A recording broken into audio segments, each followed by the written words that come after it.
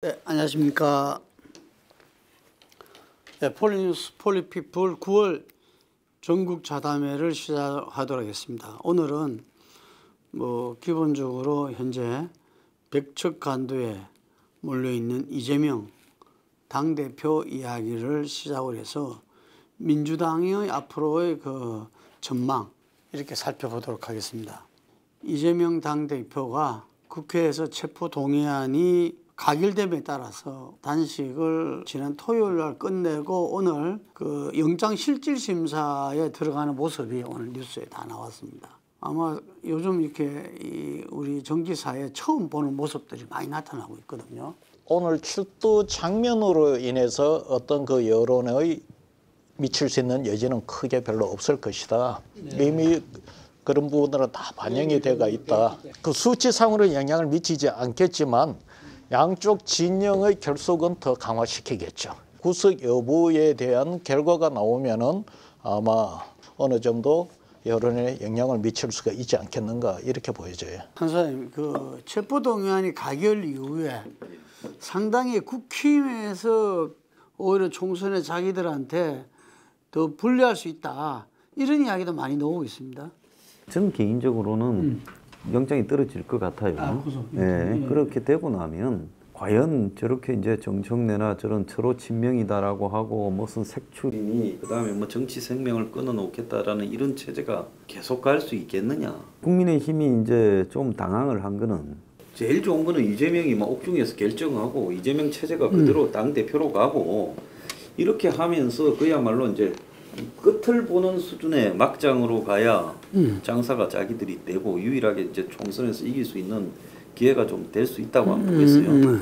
근데 의외로 그렇게 잘 안 될 것 같다라는 부분을 그래서 당혹해한다. 당혹해하는 것 같아요. 차 교수님, 우리가 2004년도 노무현 탄핵 때 생생히 봤지 않습니까?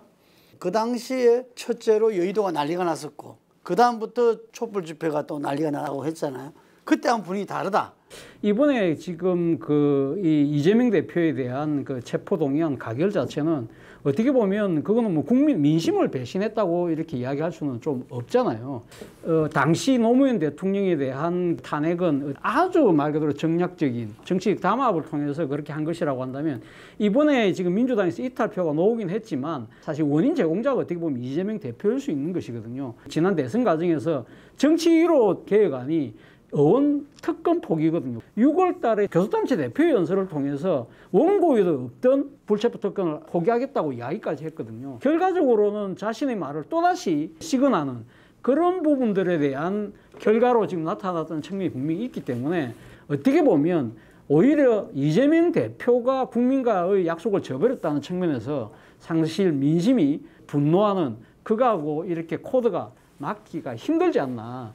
조금 짚어보자면은 1차로 부결됐을 때 이 무효표가 한 20표였잖아요. 기권 무효가. 그래서 합해서 그때도 한 39 정도가 됐어요. 이번에도 보면은 기권 무효표 10표이니까 합하면 39표 정도 되거든요. 근데 거의 비슷하게 친명에 의하면 반란표가 나왔는데 그때는 어쨌든 간에 통합이 기조로 갔는데 비해서 이번에는 이 비명색출 해당행위 이렇게 세게 나가고 있거든요. 요 차이는 어디에 있다고 보십니까? 나는 거기에 대고 무슨 이게 조폭 깍두기 세력 집단들도 아니고 무슨 배신 반란 무슨 이런 표를 쓰는데 국회의원들이 각각 개인의 헌법기관으로서의 자기의 어떤 의사를 표명하는데 거기에 대해서 그렇게 함부로 낙인을 찍고 재단을 하는 게 이게 맞느냐. 현재 민주당은 제일 중요한 가치가 민주라는 가치입니다. 민주라는 게 뭐예요?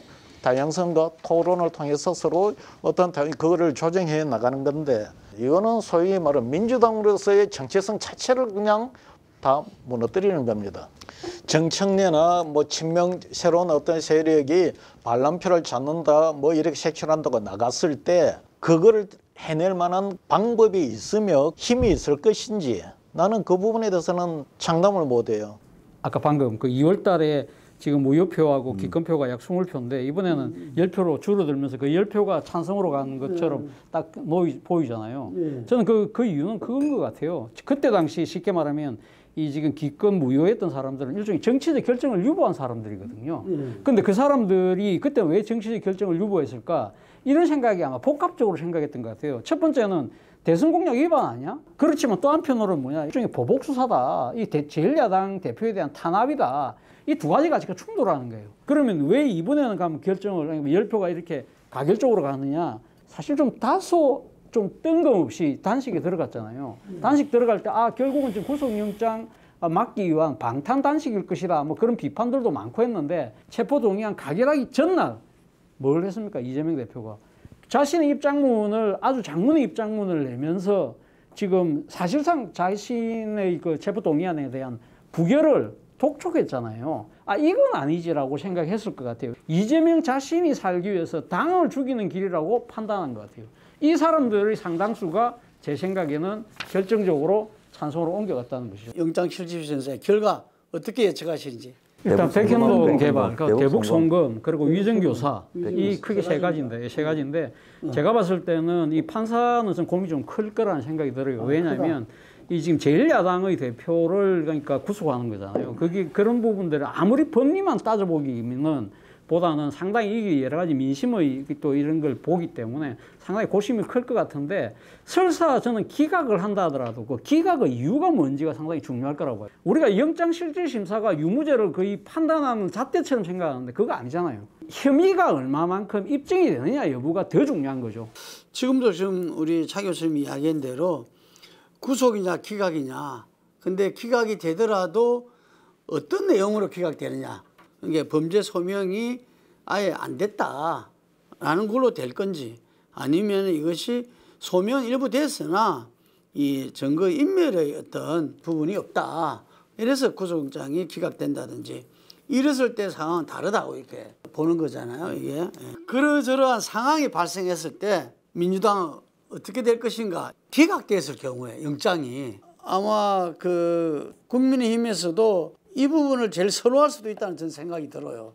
계속 내분이 생기고 사법 리스크는 계속 유지되고 뭐 그래 되면서 민주당은 이제는 재정비할 시간도 별로 잃게 되고 그래 되니까 상당히 곤란한 상황이 되겠지만 민주당으로서는 아마 이재명 깃발을 더 높이 치들고 정치적 승리를 갖다가 내세우면서 이재명 중심으로 더 강하게 나가지 않을까. 비명계 이른바 비명계의 움직임은 어찌 될 것이냐.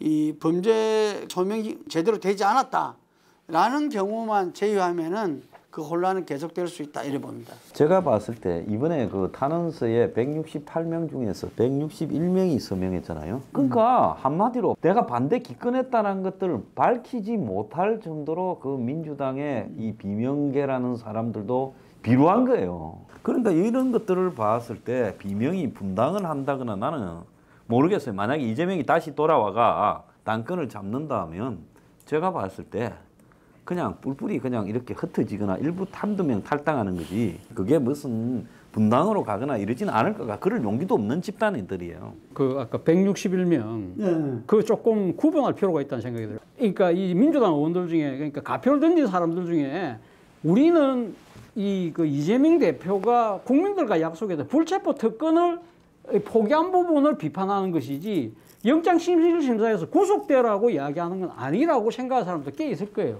그런 사람들 입장에서는 어쨌든 간에 지금 그 판사한테 내는 탄원서에는 제1야당 대표가 구속될 경우에는 상당히 문제가 있다는 그런 의견을 제시할 수 있다는 것이죠. 그렇기 때문에 그리고 또 하나는 민주당 같은 경우는 국회 안에서의 투표 행위가 상당히 발목을 잡는 경우가 있었잖아요. 그 공수처 투표에서 기권했던 금태섭 의원이 결국 징계당하고 결국 공천에 탈락했잖아요. 당론이라는 형태로 해서 의원들의 그러니까 자율적인 결정을 막는 그러한 잘못된 정치 풍토 이런 부분으로 또 우리가 간과해서는 안 된다는 거죠. 비명이 당에서 탈당할 것인가 어떻게 존속 가능할 것인가 어떻게 대응할 것인가 그 문제는 구속 여부하고는 별건으로 추석 직후에 강서구 선거가 있습니다. 그 선거에서 결과도 굉장히 중요한 영향을 미칠 겁니다. 그런데 그 진영이 독자적인 세력화를 하려고 하면은 확실한 대권 주자가 있어야 돼요. 그런데 그 역할을 했던 이낙연 전 총리가 위상이 많이 약화되어 버렸습니다. 그런 힘을 갖기가 어렵습니다. 그리고 이재명 현 대표가 몇 단계의 고비가 계속 나오게 되어 있다는 거죠. 그렇기 때문에 현 시점에서 일찍이 판단해서 이렇게 저렇게 결정할 이유는 제가 볼 때는 별로 없어요. 그래서 아마 비명계는 독자적인 행동은 안 할 것이고 당내의 아주 지루하고 치열한 당내 내부 헤게모니 싸움으로 이어질 거다 이렇게 봐요. 홍 소장님, 지금 여론조사에서는 검찰이 정당한 행사 혹은 부당 이 여론들이 40% 초중반에서 계속 맞서왔잖아요. 근데 지금도 그 흐름은 여전히 계속 이어지는 것 같아요. 그래서 제가 아까 프레임 여론이라고 표현을 했는데 문제는 이제 프레임 여론이라고 그러면 가장 큰 특징이 뭐가면은 지지율 찬반이 반으로 나눠지고 두 번째는 과반이 안 넘는다는 게 이게 특징이에요. 구속이 됐을 때 내가 보면 구도가 미미하게나마 깨어질 수가 있지 현재 구속에 대한 찬반 통과로 그거는 아직 내가 아니라고 봐요. 왜냐하면 국회는 정치적 논쟁을 하는 곳이에요. 구속 여부에 대한 판단은 이건 사법부에서의 판단을 하는 거란 말입니다. 그래서 사법부에서 판단하는 이 결과가 제가 볼 때는 미미하나마 좀 이렇게 균형을 무너뜨리는 결과를 가져올 수가 있다. 만약에 그런 식으로 균형이 좀 무너지기 시작하면은 그 다음부터는 차츰차츰 그 방향으로 가게 되어 있습니다. 지금까지 여론보다도 추석 이후의 여론이 어떻게 방향이 잡히느냐에 따라서 갈 것이다. 물론 뭐 기각이 안 됐을 때는 또 다른 상황이고. 기각이 됐을 경우에는 이 당대표의 입지 강화와 아마 민주당의 이재명 친정체계 강화로 갈 것이고, 제가 볼 때는 이낙연 전 대표 같은 경우도 좀 더 시간을 두고 보려고 할 것 같습니다. 이게 장이수는 1월달 연말 연시에 아마 정계 개편의 회오리가 치지 않을까 생각도 듭니다.